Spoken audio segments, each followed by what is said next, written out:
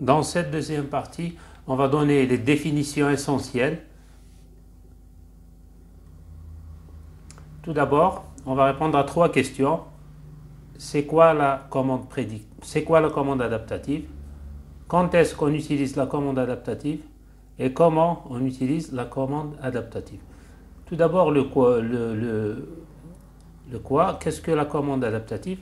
C'est un ensemble de techniques qui permettent de fournir une approche systématique pour l'ajustement des correcteurs en temps réel. On parle d'approche systématique, c'est une approche algorithmique, un ensemble d'étapes qu'on suit systématiquement et qui, dans certaines conditions, nous permettent d'obtenir un correcteur à la fin. En temps réel, le calcul de ce correcteur doit se faire en temps réel, en même temps que le processus fonctionne. On ne doit pas arrêter le processus, calculer le correcteur puis l'implémenter. Le calcul se fait en même temps que le système ou le processus fonctionne. Par ajustement, on fait référence à la mise à jour des paramètres des correcteurs. Le correcteur en commande adaptative n'est pas fixe, il change avec le temps et ses paramètres sont ajustés par l'algorithme adaptatif. Le pourquoi? Le but de la commande adaptative est d'atteindre et de maintenir le degré de performance désiré pour le système de commande quand les paramètres du système sont inconnus ou variables dans le temps. Par degré de performance, on souhaite tout simplement dire satisfaction du cahier des charges. Vous pouvez définir un cahier des charges, par exemple en spécifiant le temps de réponse minimum, l'erreur minimale sur la poursuite par exemple, ou sur la variation de la sortie ou de la commande. Et ce degré doit être atteint et maintenu. Alors pourquoi on utilise la commande prédictive? Tout simplement, en réalité, les systèmes ont des paramètres qui sont souvent variables dans le temps. Si vous prenez un moteur, ces éléments électriques, par vieillissement ou par réchauffement, ces résistances, ces inductances peuvent changer de valeur. Ces changements peuvent être importants, donc ils peuvent dépasser par exemple les 100%. On peut avoir aussi des paramètres avec des systèmes plutôt avec des paramètres inconnus. Si vous prenez un système qui tourne, il y aura forcément des frottements et il est difficile d'obtenir une valeur constante et fiable pour le coefficient de frottement. La commande adaptative est donc utilisée pour les systèmes qui ont des paramètres inconnus ou variables dans le temps. Un troisième cas qui n'est pas cité dans cette définition et pour lequel on peut utiliser la commande adaptative est celui des systèmes qui ont des paramètres incertains. On connaît une certaine valeur de ce paramètre mais avec une certaine incertitude. Vous dites par exemple que la résistance de l'induit est de 4 kΩ avec plus ou moins 10%. Ces systèmes sont traités à la base avec des techniques de commande robustes, comme la commande H-infini ou la mu-analyse ou d'autres techniques robustes, mais on peut également utiliser la commande adaptative pour ces systèmes.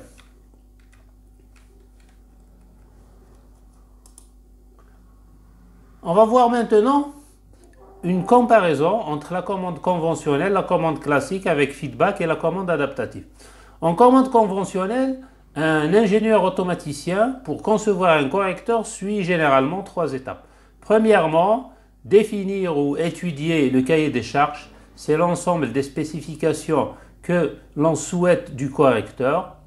Ces caractéristiques peuvent être définies dans le domaine temporel ou dans le domaine fréquentiel en termes de marge de gain, de phase et de module par exemple. Une fois le cahier de charge des charges défini, l'automaticien a souvent besoin d'un modèle du processus qu'il souhaite commander. Ce modèle peut être obtenu soit avec une modélisation physique, si on connaît les phénomènes physiques qui agissent dans le système. Par exemple, si vous prenez un pendule inversé, vous appliquez les lois de Newton ou les équations de Lagrange et vous obtenez les équations différentielles qui régissent son comportement. On peut aussi obtenir ce qu'on appelle des modèles d'identification. Dans un modèle d'identification, vous ne cherchez pas à comprendre les phénomènes physiques qui régissent le fonctionnement du système. Vous choisissez simplement une structure pour modéliser votre système. Vous dites par exemple que c'est un système du premier ordre, du second ordre et puis avec des méthodes d'identification comme les moindres carrés par exemple, vous identifiez ou vous estimez les paramètres de ce modèle. À la fin de la deuxième étape, l'automaticien dispose d'un modèle du processus qu'il souhaite commander. Il va utiliser ce modèle pour faire des simulations ou des calculs analytiques afin d'analyser les performances de son système, voir s'il est stable par exemple, qui est la première propriété et la plus importante. S'il est stable, calculer ses marges de stabilité, voir sa réponse aux entrées types, par exemple à un échelon, voir quel est son dépassement, quelle est son erreur statique, ainsi de suite. Il peut aussi l'analyser dans le domaine fréquentiel en traçant son lieu de Bode pour voir la réponse fréquentielle du système. Et à partir de ces diagrammes, il peut commencer à faire une synthèse de correcteurs. La synthèse se fait généralement avec des méthodes, soit temporelles, soit fréquentielles. L'automaticien choisit donc une structure de commande. Il va dire par exemple, je vais utiliser un correcteur proportionnel ou un correcteur proportionnel intégral. Par la suite, il va régler ce correcteur. Il va choisir les paramètres de ce correcteur. Ces étapes se font souvent hors ligne. Donc l'automaticien a tout le temps pour faire ce travail. En commande adaptative, cette procédure se fait de façon automatique. C'est le système adaptatif qui doit lui-même trouver le modèle, calculer le correcteur et implémenter ce correcteur. La commande adaptative est finalement une implémentation en temps réel de la procédure de synthèse d'un correcteur conventionnel. Ceci est clairement mis en évidence dans ce schéma. On voit deux boucles. La boucle conventionnelle en rouge qui comporte le système ou le processus, le correcteur. Ici, c'est un correcteur ajustable vu qu'on est en commande adaptative, il change avec le temps. Le feedback, la consigne et la commande. Là, c'est la sortie du système. Ce qui est en bleu est la boucle adaptative. La boucle adaptative a pour rôle de changer les paramètres du correcteur ajustable. Ce mécanisme d'ajustement utilise toutes les informations disponibles. La consigne, la commande, la sortie du système. Éventuellement, si on a d'autres mesures, par exemple les variables d'état du système, le mécanisme d'ajustement peut aussi les utiliser. La performance désirée est ce qui traduit le niveau de performance ou le cahier des charges. Ce mécanisme adaptatif va calculer des paramètres et il va ajuster notre correcteur. La boucle externe supervise le fonctionnement de la boucle interne, qui est la boucle conventionnelle. Il y a donc deux boucles, une boucle conventionnelle qui est la boucle interne, qui est supervisée par la boucle externe. Son rôle est de réaliser une régulation ou une poursuite. L'objectif classique d'une boucle en automatique. La régulation, si on a une consigne fixe et qu'on souhaite rejeter les perturbations, et la poursuite si on a une consigne variable. La boucle adaptative, c'est la boucle externe, c'est elle qui supervise la boucle interne. Son rôle est de modifier, si besoin, le correcteur de la boucle interne. Dans ces deux boucles, la boucle externe est la boucle la plus lente et la boucle interne, la boucle la plus rapide. Ce qui est normal, la boucle qui supervise doit laisser à la boucle interne le temps de réaliser son objectif pour pouvoir la changer. Si par exemple vous changez votre correcteur plus rapidement que le temps de réponse en boucle fermée, le système n'aura pas le temps d'atteindre son régime permanent, ce qui serait absurde. La commande adaptative peut s'utiliser en boucle ouverte comme en boucle fermée, comme on l'a vu sur le schéma précédent, ou en boucle ouverte. Bien sûr, on parle de boucle ouverte par rapport à la boucle adaptative et non pas par rapport à la boucle conventionnelle. Ici, vous avez des changements dans l'environnement du système qui sont mesurés et qui sont transmis au mécanisme d'adaptation. Par contre, le mécanisme d'adaptation ne reçoit aucune information de la sortie du système. C'est pour cette raison, l'absence d'un feedback entre le système et le mécanisme d'adaptation, qu'on parle de commande adaptative en boucle ouverte. Donc pas de feedback dans la boucle externe. Alors il y a une erreur ici, pardon, donc le feedback il n'est pas dans la boucle externe, dans la boucle interne il y a un feedback. La boucle adaptative agit suite à un changement dans l'environnement et la commande par séquencement de gain, le gain scheduling, il y a un ici, est un exemple. Donc le gain scheduling c'est une technique qui est très utilisée en ingénierie des systèmes en commande. Son principe est de choisir plusieurs points de fonctionnement et de changer son correcteur en fonction de ce point de fonctionnement. Un exemple, si vous prenez un avion ou un lanceur spatial, cet avion va évoluer dans l'atmosphère et la température, la densité de l'air et la masse volumique de l'air va naturellement changer en fonction de l'altitude. Ce paramètre, la densité de l'air, est un paramètre très important pour le calcul du correcteur. Donc, c'est un changement dans l'environnement du système et non pas un changement dans le système lui-même. En fonction de ce changement dans l'environnement du système, le correcteur est recalculé à chaque fois. C'est un exemple de commande adaptative en boucle ouverte. On va maintenant voir les deux grandes familles de commandes adaptatives, la commande adaptative directe et la commande adaptative indirecte. Le schéma qu'on a vu au début est un schéma de commande adaptative directe. En commande adaptative directe, les performances du système sont spécifiées à travers un modèle de référence. Ce modèle de référence traduit le comportement qu'on souhaite avoir pour le système en boucle fermée grâce au mécanisme d'ajustement et au correcteur. Le modèle de référence est donc défini à partir du cahier des charges. C'est un modèle qui aura pour entrée la consigne et pour sortie YM, la sortie du modèle de référence.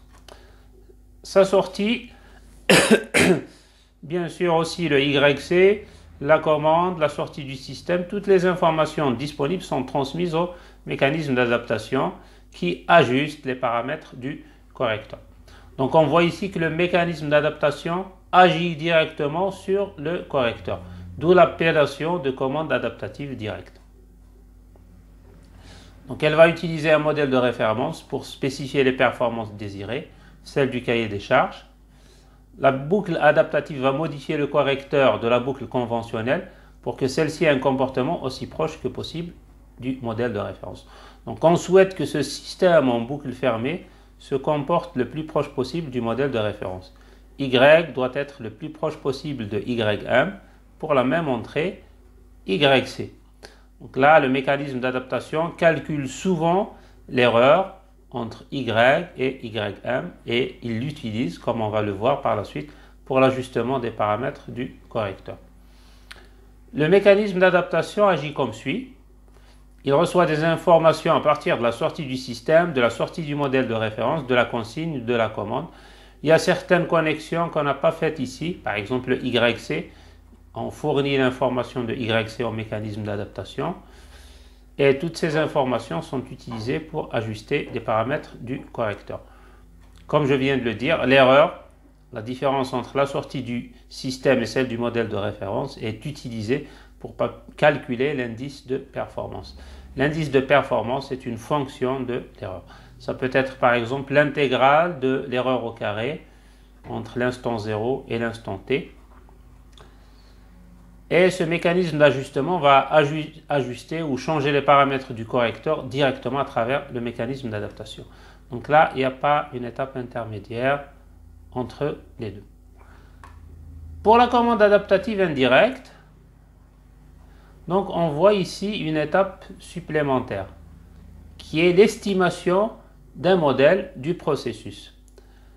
Donc avant de calculer le correcteur ou d'ajuster les paramètres du correcteur, on utilise les entrées et les sorties du processus pour calculer un modèle avec des techniques d'estimation, les moindres carrés par exemple, ou les moindres carrés récursifs. Et ce modèle-là est utilisé pour calculer un correcteur. Là, on suit exactement ce qu'on a dit donc, dans ce slide, où la commande adaptative est une implémentation en temps réel. Donc on calcule le modèle et puis on calcule le correcteur.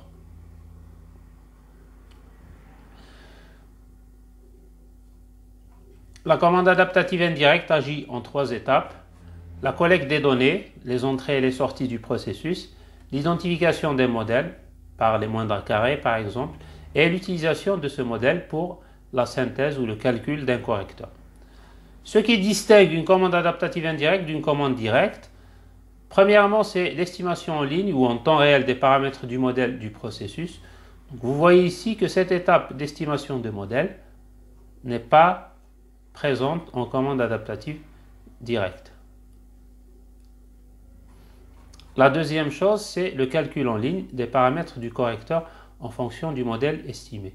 Ici, ce modèle est utilisé pour calculer les paramètres du correcteur, ce qui n'est pas le cas ici puisqu'on n'a pas de modèle. La commande adaptative indirecte va utiliser les techniques d'estimation en ligne du modèle, les moindres carrés, comme je l'ai dit. Bon, il y a d'autres techniques. L'estimateur en ligne est un prédicateur, donc il prédit les sorties futures. Souvent, on travaille en discret, un système échantillonné. Donc, c'est un prédicteur ajustable ou un modèle qui change, qui utilise la mesure des sorties passées du processus pour prédire la sortie actuelle et éventuellement les sorties futures.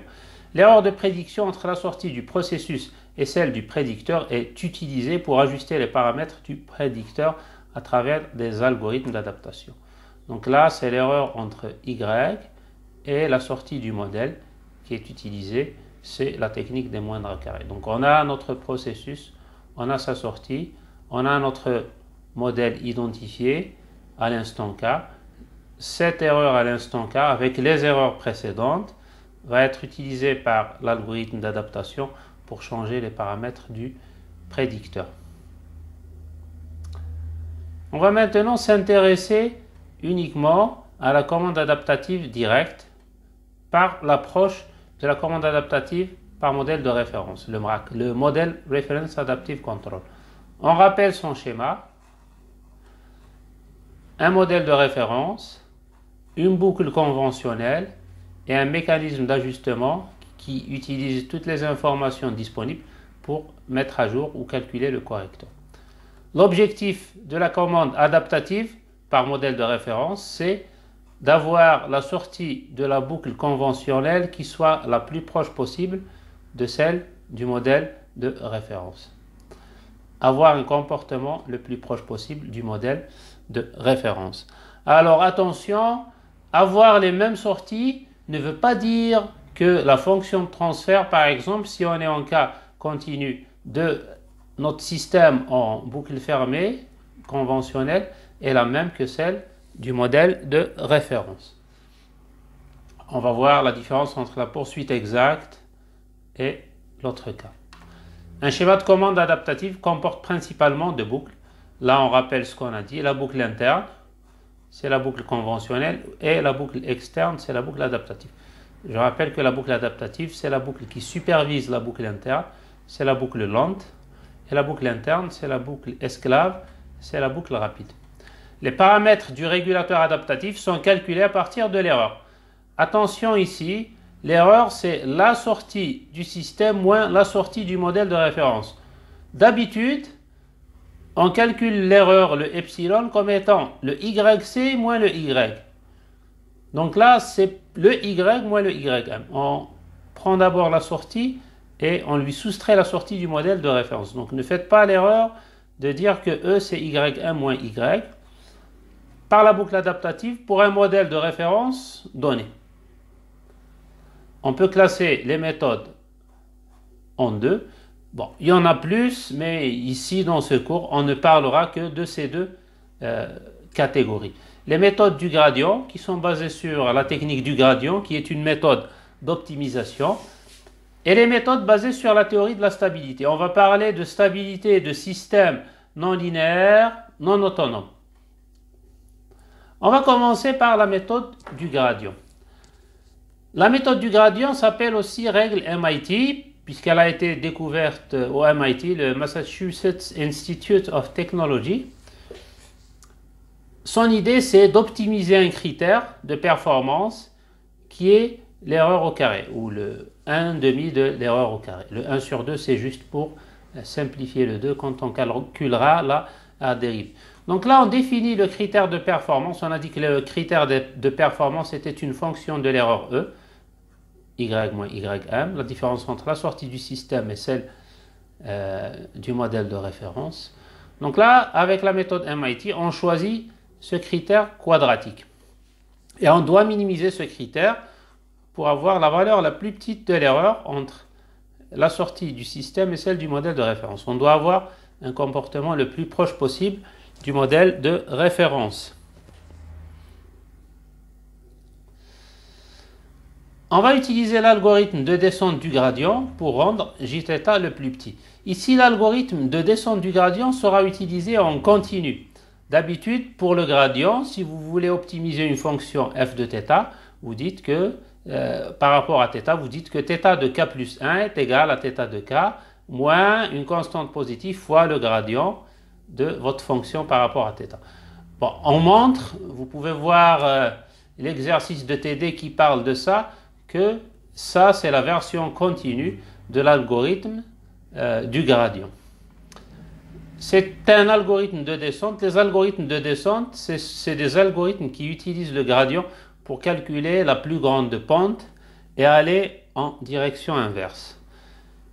C'est le même principe que celui de l'eau qui s'écoule sur un flanc de montagne. L'eau va suivre toujours la direction de la pente la plus abrupte. Donc le gradient, rappelez-vous, c'est un vecteur qui donne la direction de la tangente en un point. Et cette direction, c'est celle de la plus grande pente dans la courbe du système. Et en mettant un moins, on va aller en descendant. C'est un algorithme qui permet d'obtenir un minimum. Ce n'est pas forcément un minimum global. Dans le cas de fonctions convexes, ça sera un minimum global. Mais dans le cas général, c'est un minimum. Donc nous, on s'intéresse juste à trouver une solution acceptable pour notre problème. Donc c'est un algorithme de descente qui permet de rendre jθ plus petit, d'essayer d'atteindre la valeur la plus petite de l'erreur quadratique. La règle de mise à jour est la suivante. Donc dθ sur dt égale moins gamma d rond j sur d rond θ. Donc on va dériver j par rapport à θ. Ici, n'oubliez pas que l'erreur dépend de θ. Donc là, pour être rigoureux, on aurait dû écrire 1 sur 2 e de θ au carré. E est une fonction de θ. Donc on va dériver 1 sur 2 e au carré de θ par rapport à θ. On dérive d'abord 1 sur 2 e au carré, ça va nous donner e. Et puis on dérive e par rapport à θ. Donc ça va nous donner e fois d rond e sur d rond θ. Avec le moins gamma, ça nous donne moins gamma e, d rond e sur d rond θ. D rond e sur d rond θ est la sensibilité de l'erreur par rapport au paramètre. C'est la dérivée partielle de l'erreur par rapport au paramètre. C'est le gradient de e par rapport à θ. Donc ce vecteur va nous indiquer comment l'erreur est influencée par rapport à une variation de paramètres. Vous avez peut-être vu parler de sensibilité paramétrique au moment où vous avez calculé dans un cours de base sur l'automatique, et voir que le feedback effectivement réduit la sensibilité paramétrique de votre système par rapport à la boucle ouverte. Alors ce critère, en l'utilisant, on aboutit à cette règle, et cette règle-là, c'est la règle MIT. On peut définir d'autres critères, la valeur absolue. Donc si j'applique la même règle, moins gamma d rond j sur d rond θ, je dérive cette fonction par rapport à θ. Donc je dérive d'abord la fonction valeur absolue. La dérivée de la valeur absolue, c'est la fonction signe. Donc j'aurai signe de e. La fonction signe, c'est celle qui donne le signe d'un nombre réel. Moins 1 s'il est négatif, 1 s'il est positif, et 0 s'il est nul. Donc c'est le signe de e. Et là, on aura toujours la dérivée de e par rapport à θ. Il existe également une version qui est appelée sin. Donc dans cette version, au lieu de calculer la dérivée de E par rapport à θ, on va prendre tout simplement le sin. Et ici, vous avez le produit de deux variables qui sont binaires, donc -1 ou 1, -1 ou 1. Et pour le calcul, ça va être beaucoup plus rapide que si vous utilisez une variable réelle, des rangs E sur des rangs θ. Donc c'est pour cette raison que ce dernier algorithme est très rapide. Bon, les personnes qui ont fait des télécoms peuvent vérifier que cet algorithme est utilisé en télécommunication pour la détection d'erreurs notamment ou l'adaptation. Donc en résumé, pour cette partie, l'utilisation de la règle MIT revient à choisir la règle d'adaptation suivante, dθ sur dt égale moins gamma E sur des rangs E sur des rangs θ. On va appliquer ça sur un exemple en boucle ouverte. Alors attention ici, la boucle ouverte est par rapport à la boucle interne et non pas par rapport à la boucle externe, comme on l'a vu dans la classification des commandes adaptatives. Donc là, on a une boucle ouverte en interne et on a une commande adaptative en boucle fermée.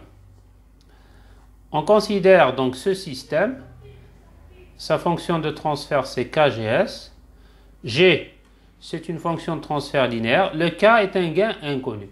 Donc là, on utilise la commande adaptative parce que un paramètre du système est inconnu. On a vu que les cas où on utilise la commande adaptative, c'est ceux où les paramètres du système sont inconnus, sont variables dans le temps ou sont incertains. On utilise une commande proportionnelle en boucle ouverte. Donc la commande, c'est tout simplement la consigne multipliée par un gain θ. Et là,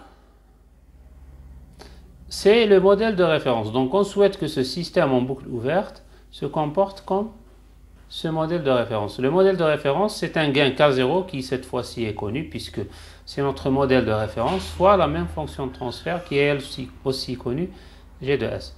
Donc l'entrée c'est YC, la sortie c'est YM. Donc ça c'est notre modèle de référence, ça c'est notre boucle interne. On calcule l'erreur, la sortie entre Y et YM, et on va utiliser cette erreur pour calculer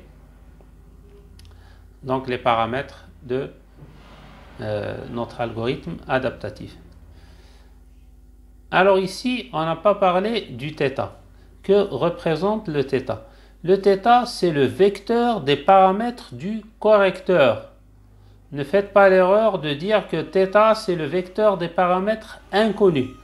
θ, c'est les paramètres qu'on ajuste. C'est les paramètres du correcteur. Ici, K est un paramètre du système, il est inconnu. Et là, on a utilisé le même nom pour θ qui est un paramètre du correcteur. Donc là, la règle d'adaptation va concerner θ. Notre objectif est de trouver un correcteur en boucle ouverte pour que le système corrigé possède une fonction de transfert Gm qui est égale à celle du système en boucle, plutôt à celle du modèle de référence. Donc là, si le K était connu, ça aurait été simple. Donc on devrait tout simplement avoir θ fois K égale à K0. Mais le K étant inconnu, ça nécessite une règle d'adaptation. Donc on a la commande U qui est égale à θ fois YC. θ c'est le paramètre ajustable du correcteur. YC c'est la consigne et U c'est la commande. On suppose dans un premier temps que K est connu. C'est ce qu'on va faire par la suite pour tous les schémas de commande adaptatifs. Et on souhaite réaliser une poursuite parfaite du modèle. Donc pour avoir une poursuite parfaite, ce modèle-là en boucle ouverte doit être exactement le même que celui du modèle de référence. Donc si je calcule le transfert entre YC et Y, je vais avoir θ fois K fois GS. Donc on doit avoir θ fois K fois GS qui est égal à Gm. Gm c'est tout ça, c'est K0 fois GS. En simplifiant le G, on va avoir θ fois K égale K0. Nous, qu'est-ce qu'on cherche? On cherche le paramètre du gain du correcteur θ. Donc on aura θ0 égale à K0 sur K. Donc si K était connu, donc le problème serait directement résolu. en disant que le gain serait égal à K0 sur K. Mais là, le K est inconnu. On va utiliser la règle MIT pour trouver une règle d'adaptation ou une règle de mise à jour du paramètre K. Je rappelle la règle MIT. dθ sur dt égale à moins gamma d rond E sur d rond θ fois E.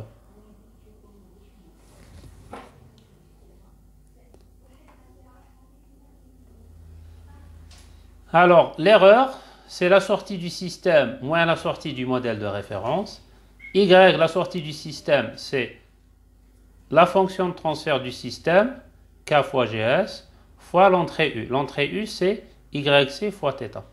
Et la sortie du modèle de référence YM, c'est la consigne YC fois la fonction de transfert du modèle de référence K0 GS. On va dériver l'erreur par rapport à θ pour calculer d rond E sur d rond θ. Alors vous voyez que le θ n'apparaît qu'ici, ce terme-là, il aura une dérivée nulle. C'est un produit simple, donc on aura d rond E sur d rond θ égale à K fois GS fois YC. On sait bien que K0 fois GS fois YC, c'est YM. Donc on va multiplier et diviser par K0. Le K0 GS YC, ça sera YM. Donc il nous restera K sur K0 fois YM. On remplace ce terme-là dans cette expression et on aura dθ sur dt égale moins gamma K sur K0 YM fois l'erreur E. Alors le K est toujours inconnu. Donc pour résoudre ce problème, on va définir une nouvelle constante qu'on va appeler gamma prime et qui est égale à gamma fois K. Donc gamma prime est égale, une constante gamma prime qui est égale à gamma fois K sur K0. Donc tout ça, ça sera gamma prime. Maintenant, on doit connaître le signe de gamma prime.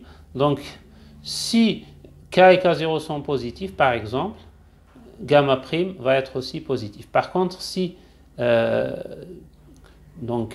exemple, K est négatif, K0 positif, gamma prime doit être... Donc, si K et K0 sont de même signe, gamma prime va être de même signe que gamma, donc positif. Mais si K et K0 sont de signes opposés, donc K sur K0 va être négatif avec le moins. Donc on doit avoir un gamma prime qui est négatif. Voilà donc finalement la règle d'adaptation, celle-ci, dθ sur dt égale moins gamma prime ym fois E. Si vous voulez implémenter ça sur Simulink, vous aurez le schéma suivant. Ça, c'est votre modèle de référence. Donc ça, c'est son entrée. Alors ici, il y a une erreur dans le sens de la flèche. Donc là, ça sera ym qui va aller dans ce sens. Et qui va aller dans ce sens. Donc cette flèche-là va venir ici. De là, on calcule l'erreur entre y, la sortie de notre processus, et ym, celle du modèle de référence. On multiplie par l'erreur E et on multiplie par moins gamma prime. Donc pour obtenir dθ sur dt. En intégrant, on obtient θ et ce θ est multiplié par YC. Donc voilà pour ce premier exemple. On va voir maintenant un deuxième exemple où on aura un système en boucle fermée. Dans ce premier exemple, on a traité un système en boucle ouverte avec une fonction de transfert linéaire G de S quelconque. Bon, elle devra être stable, bien sûr. Dans ce deuxième exemple, on va s'intéresser à un système du premier ordre et on souhaitera poursuivre également un modèle de référence du premier ordre. Donc on a un système du premier ordre décrit par cette équation différentielle linéaire du premier ordre. Dérivée de y égale moins AY plus BU. Là, comme on fait de l'adaptatif, on va supposer que A et B sont inconnus. On souhaitera poursuivre un modèle de référence du premier ordre également. Son entrée sera la consigne YC et sa sortie sera YM. Ce modèle du premier ordre sera aussi décrit par une équation différentielle de cette forme, une équation différentielle du premier ordre. Dym sur dt égale moins am ym plus bm yc. On va utiliser une commande qui a cette forme, θ1yc moins θ2y. Alors en fait, c'est une commande qui est une combinaison d'une action série et d'une action parallèle.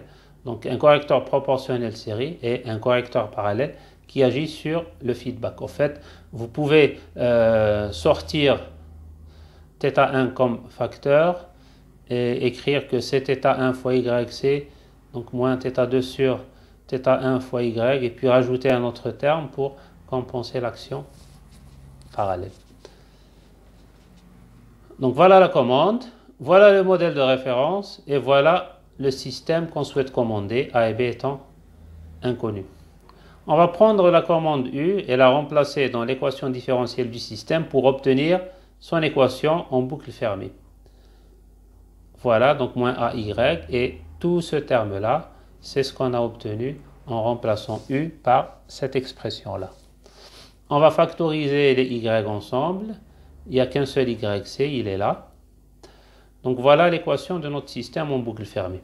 Si on souhaite faire une poursuite parfaite, ce modèle-là, en boucle fermée, doit être exactement le même que celui du modèle de référence. Donc par identification, on va dire que ce coefficient A plus B θ2 doit être égal à AM, et ce coefficient B θ1 doit être égal à BM. C'est ce qu'on a écrit ici, A plus B θ2 égale à AM, B θ1 égale à BM. Nous, ce qu'on cherche, c'est θ1 et θ2, les paramètres de notre correcteur. Mais on ne peut pas les calculer puisque A et B sont inconnus. Comme on l'a fait pour le premier exemple, on va supposer dans un premier temps que ces paramètres sont connus pour obtenir une valeur idéale, si les paramètres étaient connus, de θ1 et θ2. Donc de là, de la première équation, de la deuxième plutôt, je vais tirer que θ1 c'est BM sur B. Je vais l'appeler θ1 0. Et de la deuxième équation, je vais tirer que θ2 c'est AM moins A sur B. Bien sûr, ces deux expressions ne peuvent pas être utilisées puisque A et B sont inconnus. Pour cette raison, on va faire de l'adaptatif. Là, on remarque que l'ordre du système est égal à celui du modèle de référence. On a un système du premier ordre et un modèle de référence du premier ordre également. Dans ce cas, il sera possible de faire une poursuite parfaite du modèle de référence. Imaginons qu'on ait choisi un système du second ordre pour le modèle de référence. Avec cette commande, on obtiendra toujours un système du premier ordre en boucle fermée. Donc on ne pourra pas faire une poursuite parfaite. La poursuite parfaite, c'est quand le modèle du système en boucle fermée est exactement le même que celui du système, que celui du modèle de référence. Vous pouvez avoir une erreur qui tend vers 0, mais des modèles qui soient différents entre le système en boucle fermée et le modèle de référence. On va passer au domaine de la place. On va prendre cette équation en boucle fermée et on va calculer sa transformée de la place. Donc la transformée de dy sur dt, ça sera s fois y. Et là on aura y et là on aura yc. On suppose que les conditions initiales sont nulles. Donc on va tirer y en fonction de yc. Donc ça, c'est la fonction de transfert de notre système en boucle fermée. On va faire la même chose. Donc on va calculer la fonction de transfert de notre modèle de référence, ym en fonction de yc. Et on va utiliser ces deux expressions pour calculer le gradient de E par rapport à θ, qui est la dérivée partielle de E par rapport à θ1, puis par rapport à θ2. Donc je rappelle que l'erreur c'est y moins ym. Ym va dépendre seulement de yc et de la fonction de transfert du modèle de référence. Donc ces deux variables ne comportent pas de paramètres du correcteur, θ1 et θ2. Donc en réalité, la dérivée partielle de E par rapport à θ1, c'est aussi la dérivée partielle de y par rapport à θ1. Donc dérand E sur dérand θ1 est égal à dérand y sur dérand θ1. Donc on va prendre ce y et calculer sa dérivée par rapport à θ1. Vous voyez que θ1 apparaît uniquement au numérateur avec un gain b. Donc si je dérive par rapport à θ1, je vais seulement enlever ce θ1 et tout ce qui reste, ça sera sa dérivée. Donc ça sera B sur S plus A plus Bθ2 fois YC. Par contre, si je dérive par rapport à θ2, donc ça sera moins la dérivée du dénominateur fois le numérateur divisé par le dénominateur au carré. Donc si je dérive ça par rapport à θ2, j'aurai Bθ2 avec un moins, ça sera, j'aurai B avec un moins, ça sera moins B au carré fois θ1. Donc voilà le moins, voilà le B au carré θ1. Et on va élever le dénominateur au carré. Donc j'aurai S plus A Bθ2 au carré. Alors maintenant, qu'est-ce que je vais faire? Je vais prendre un S plus A plus Bθ2 du dénominateur et je vais prendre un θ1, un B du numérateur. Donc si vous voyez ici, donc je peux exprimer Bθ1 sur S plus A plus Bθ2 fois YC, ça sera Y. Donc là, il n'y a pas d'Y point. Donc il va me rester seulement un B. Donc j'aurais écrit que d rang E sur d rang θ2 égale à moins B sur S plus A plus Bθ2 fois Y. Donc là, il n'y a pas de point. Donc ces relations ne peuvent pas être exploitées à cause du fait que A et B sont inconnus. Alors qu'est-ce qu'on va faire pour éliminer les valeurs de A et B? On va supposer que les paramètres du correcteur sont très proches des valeurs idéales qu'on a calculées en supposant que les paramètres sont connus. Donc en quelque sorte, le système est très proche d'un bon réglage. À ce moment-là, on pourra écrire que A plus Bθ de 0 est égal à AM. En fait, c'est cette expression-là qu'on a utilisée. Et comme θ est très proche de θ0, on aura également S plus A plus Bθ2 qui est très proche de cette valeur, S plus AM. Donc finalement, on va remplacer les dénominateurs ici et là par S plus AM. Voilà la règle MIT de façon générale. Voilà l'expression de d rang E sur dθ1 et d rang E sur dθ2. Donc on a remplacé le dénominateur par S plus AM. Il nous restera toujours le B. Donc là, qu'est-ce qu'on va faire? On va diviser par AM et multiplier par AM.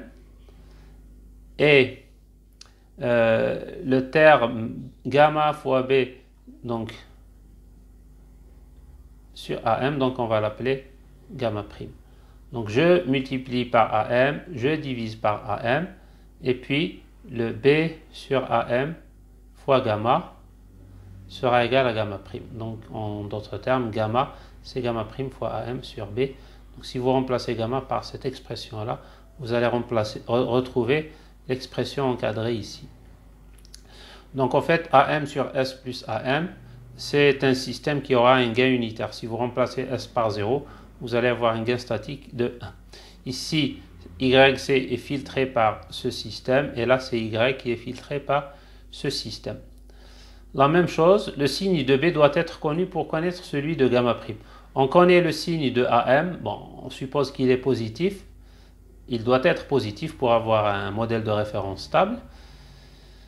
Et là, gamma sera du même signe que celui de B. Donc si B est positif, plutôt gamma prime sera du même signe que B. Si B est positif, gamma prime sera positif. Si B est négatif, gamma prime sera négatif. Donc généralement, on a au moins une information sur le signe de B. Donc voilà pour ce deuxième.